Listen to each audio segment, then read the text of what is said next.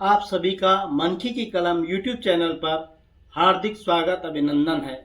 साथियों, दिवाली के बीच में कुछ वीडियो नहीं बन पाए व्यस्तताओं के कारण, और अब जो हमारे भड्डू की दाल चल रही थी, भाग 5 तक हम आप तक पहुंचा चुके हैं। भाग 6 में आज हम फिर लेके आए हैं आपके सामने। भाग 6 में चंद्रू की बारात उसके वहाँ दुल्हन के यहाँ जा रखी है।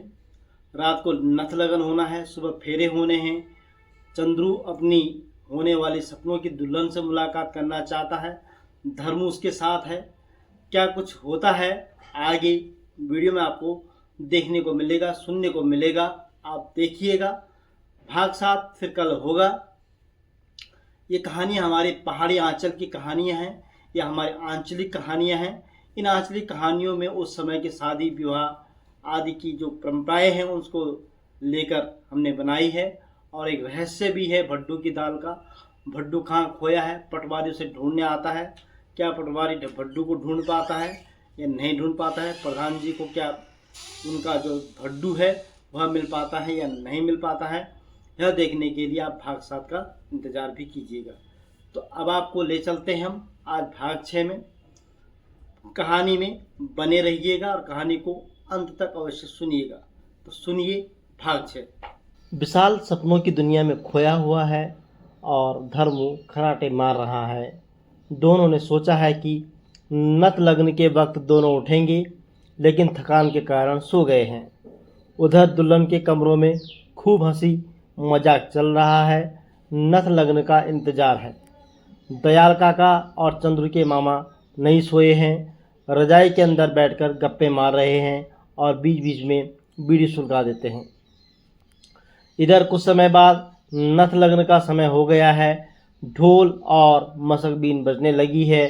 चंद्रू भी उठ गया है, सिर में सेहरा पहनकर तैयार हो गया है। मामा जी ने 5 थाली बरडाली तैयार कर ली है। दुल्हन के घर की ओर प्रस्थान कर दिया है। विशाल भी एक एक थाली लेकर चला गया है। उधर अंदर नथ लगने की पूजा शुरू हो गई है। विशाल के बगल में हरी सूट वाली लड़की बैठी है, जिसके लंबे काले बाल हैं, गोल सा चेहरा। वही जो सपने में उसने देखा था, वही साकार रूप में दिख रहा था। विशाल ने मजाक करना शुरू कर दिया और साली कहकर बुला रहा है। बातों ही बातों में उसका नाम पता लग गया है। वही नाम सीमा है, दुल्हन की बुआ की बेटी है।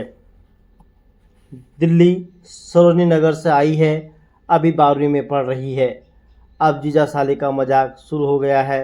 दोनों नज़रें बचा बचा कर बात कर रहे हैं। दोनों खूब हंस रहे हैं। विशाल को उसकी उन्मुक्त हंसी पर फिदा है। उधर से दुल्हन का रिश्तेदार और सीमा की मौसी का लड़का यह सब देख रहे हैं। मजाक मजाक में विशाल ने सीमा का हाथ पकड़ लिया है। यह देखकर सीमा के भाइयों ने विशाल को पीटना शुरू कर दिया।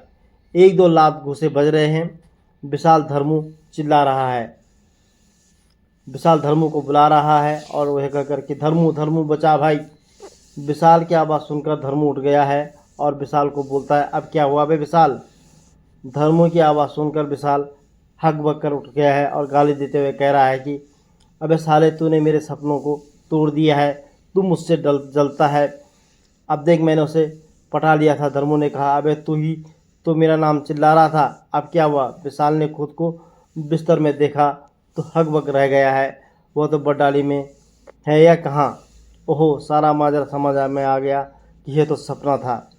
अब विशाल को खुद के सपनों में सही चिढ़ होने लग गई है। उधर चंद्रू के गांव में प्रधान जी पटवारी को मिलने गए हैं। पटवारी से भड्डू चोरी की बात बता दी है। पटवारी का गांव में आना जाना लगा रहता है। सबके यहाँ उठना बैठना है तो पहले वह गांव में प्रधान जी के घर में आता है और घर पर एक पंचायत करने की सलाह देते हैं और समझाते हैं कि यह गांव का मामला है, आराम से निपट जाए, उसी में सबकी भलाई है। प्रधान जी कह रहे हैं कि आज शाम को बारात आ जाएगी, आप कल सुबह ही आ जाना ताकि सबके सामने भड्डू मिल सके। उधर चंद्रू के ससुराल में बारातियों को नाश्ते में शाम का भोजन ही परोसा गया है। चंद्रू और धर्मू जिस घर में रुके हुए हैं, उनकी एक लड़की चाय लेकर आई है। ये वही लड़की है जिसे विशाल बार बार सपनों में देख रहा है। धर्मू ने कहा कि साली साहिबा अपना नाम तो बताते जाओ। लड़की दिल्ली सरोज नगर की रहने वाली है तो बिना शर्माए अपना नाम सुमन बताया। सुमन नाम सुनते ही विशाल चौंक गया। अभी भी उसको यकीन नहीं हो रहा था कि साक्षात में वही सपना हकीकत में बदल गया है। उसे खुद की किस्मत पर गर्व होने लगा। उधर फेरों की तैयारियां शुरू हो गई हैं। सुमन भी फेरों में दुल्हन के साथ आ गई है। विशाल और धर्मू भी बेदी में डटे हुए हैं। हंसी मजाक का दौर चल रहा है। सुमन भी कनखेलियों से बार बार विशाल की तरफ देखकर मुस्कुरा रही है और विशाल भी फूले नहीं समा रहा है। अकेले में बात करने का मौका ढूंढ रहा है, लेकिन सब जगह लोग बैठे हुए हैं। इधर फेरे हो गए हैं, गायदान हो रहा है, बाकी बाराती दिन का भोजन दाल भात खाने पंगत में बैठ गए हैं। उधर विशाल अपनी प्रेमिका से बात करने में कहीं मौका ढूंढ रहा है। धर्मू के पास आधा बची हुई है, वह उसे पीने के लिए झाड़ू में चला गया है। वह पीकर आता है और उधम करना शुरू कर देता है। विशाल उसे समझाने की कोशिश कर रहा है, लेकिन वह गाली गलौज पर उतर गया है। इधर दुल्हन का बड़ा भाई समझाने के लिए आता है। धर्मू से धक्का मार देता है। अब होती है धर्मू की कुटाम शुरू। विशाल उसे छुड़ाने जाता है।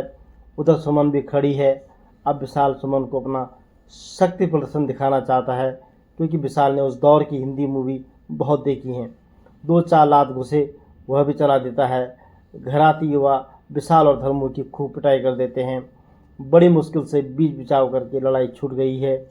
तब विशाल और धर्मू बिना खाए ही भाग जाते हैं, लेकिन सुमन से बात करने की अधूरी तमन्ना लिए भी विशाल को मजबूरी में दोस्ती धर्म निभा रहा है, लेकिन मन ही मन में गाली भी दे रहा है। इधर दुल्हन की विदाई के लिए डोली सज गई है। डोली पर लाल रंग का चादर डाल दिया है, अंदर नई दरी बिछा दी है, ऊपर से गुब्बारे लगा दिए गए हैं, एक दराती भी रख दी गई है। ढोल दमों वाले ने विदाई वाली धुन बजानी शुरू कर दी है। बाराती नाच रहे हैं। कुछ बाराती के पास दहेज का सामान है, कुछ आगे निकल गए हैं। उधर दुल्हन की विदाई देखने के लिए गांव की सारी महिलाएं एकत्रित हो गई हैं। दुल्हन जोर जोर से रो रही है। सभी सहेलियां भी उसके साथ रो रही हैं। दुल्हन की माँ, ताई, चाची सब उड़द और चावल दुल्हा दुल्हन के ऊपर छिड़क रहे हैं और दुल्हन की माँ बेहोश होकर गिर गई है। उनकी देवरानी उनको पानी पिला रही है। इधर दुल्हन के भाई डोली उठाकर चलने लगते हैं। दयाल काका सबको मिलकर आता है। उधर चंद्र के घर में शाम को दुल्हन और बारात की इंतजार हो रही है। शाम का भोजन बन रहा है। आज रैलू, गोभी की सब्जी, 3 तोले की सूजी, छोले, पूरी, रोटी सब बन रही है। खाना बनाने वालों में चर्चा हो रही है कि भड्डू गया तो कहाँ गया, कल पटवारी आ रहा है। पूरे गांव में हाम फैल गई है। उधर धर्मू का थोपड़ा सूझ रखा है। विशाल का हाथ दर्द कर रहा है। दोनों घर न आकर राम दिन की खोली में चले गए हैं। उधर चंद्र की भरी बारात दुल्हन को लेकर आंगन में पहुंच गई है। दुल्हा दुल्हन के स्वागत के बाद अंदर सास भेंट और पूजा चल रही है। उधर रात का भोजन शुरू हो गया है। दयाल काको को पता लग गया है कि कल पटवारी आ रहा है। अब सारे गांव में दहशत का माहौल है कि कल क्या होता है। उधर विशाल और धर्मू भी झूमते हुए नजर आते हैं और सीधे घर जाकर बिना खाए ही सो गए हैं। अब सबको सुबह भड्डू पर पटवारी की पंचों के फैसले का इंतजार है और यह भी संशय बना हुआ है कि आखिर भड्डू कहाँ गया और किसने लापता किया है। क्या भड्डू मिल पाएगा या कहाँ है भड्डू, जानिए भाग 7 में। तो जैसा कि आपने कहानी में अपने पूरा वृत्तांत सुना भाग 6 का, भाग 7 का इंतजार कल कीजिएगा। भड्डू का जो रहस्य है वो कल खुल जाएगा।